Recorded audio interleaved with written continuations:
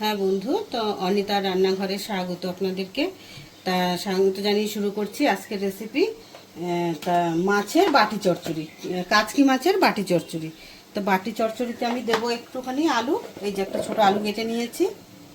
এবার এই কাচকি মাছের সঙ্গে এটাকে মাখিয়ে দেবো।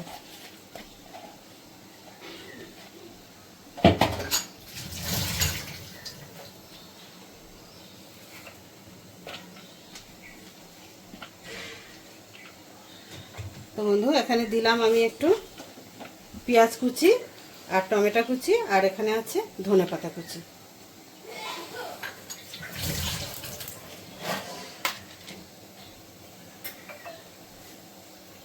আর দেব সর্ষে বাটা, সর্ষে আর কাঁচা লঙ্কা। তো পরিমাণটা বুঝে দেবেন, যতটা মাছ যতটা সেই বুঝে। আর দেব পরিমাণ মতন নুন, আর দেব পরিমাণ মতন হলুদ গুঁড়ো, আর একটু সামান্য লাল লঙ্কার গুঁড়ো।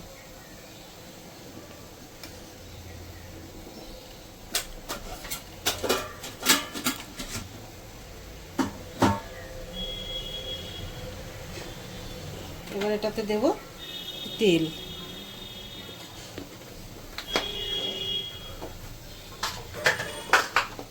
যেহেতু কড়াটা গরম হয়ে গেছে, আমি বসিয়ে দিয়েছি। কড়াটাতে দেব একটু সর্ষের তেল।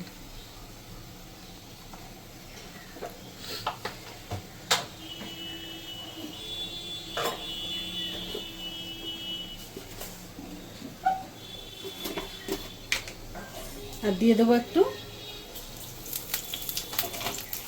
কালো জিরে।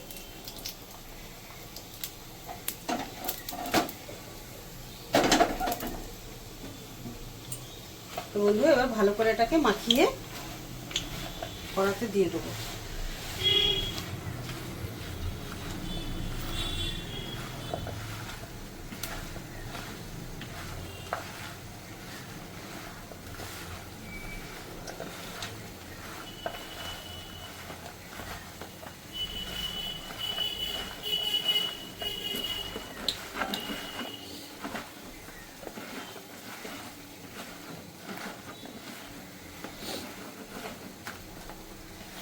বন্ধু, ভালো করে মাখিয়ে নিয়েছি। এবার আমি কড়াতে দিয়ে দেবো। তেলটাও গরম হয়ে গেছে।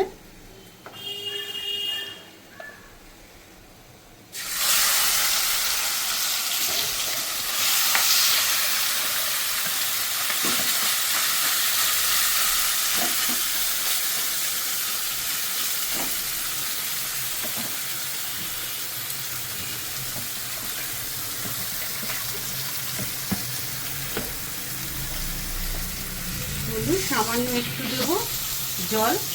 মশলাটা ছিল, এটাই ধুয়ে জলটা একটু দিয়ে দিয়েছি।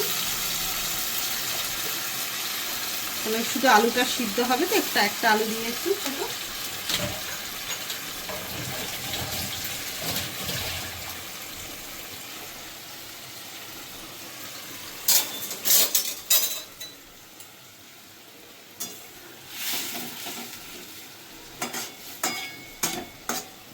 বন্ধু, এটা নাড়াচাড়া কিছু দিতে হবে না, শুধু গ্যাসটাকে চালিয়ে এবার ঢাকা দিয়ে দিলেই 10 মিনিট হলে আলুটা সিদ্ধ হয়ে গেলেই আর জলটা টেনে গেলে হয়ে যাবে আমার বাটি চচ্চড়ি। আর নুনটা অবশ্যই দেখে নেবেন একটু। তো আমি এটাকে 10 মিনিটের জন্য বন্ধ করে দিচ্ছি। হ্যাঁ বন্ধু, তো আমার বাটি চচ্চড়ি হয়ে গেছে। আলুটাও সিদ্ধ হয়ে গেছে, পুরো তেলটা রেখে ছেড়ে দিয়েছে। যেহেতু এটার আর কিছু করার নেই, এটা বসিয়ে দিয়ে ঢাকা দিয়ে দিতে হয়। আর মাঝে মাঝে একটু নিচ থেকে নাড়িয়ে আবার পুরো লেগে যায়। তা আমার হয়ে গেছে বাটি চচ্চড়ি। তা বন্ধু, বলতে পারেন যে বাটি চচ্চড়ি বাটিতে কেন করেনি, কিন্তু বাটি চচ্চড়ি হলেই যে বাটিতে করতে হবে এটা কোনো কথা না, এটা কড়াতেও করা যায়। কাচকি মাছের আলু দিয়ে বাটি চচ্চড়ি আমার হয়ে গেছে। এবার আমি এটাকে নামিয়ে দেবো। গ্যাসটাকে অফ করে দিলাম।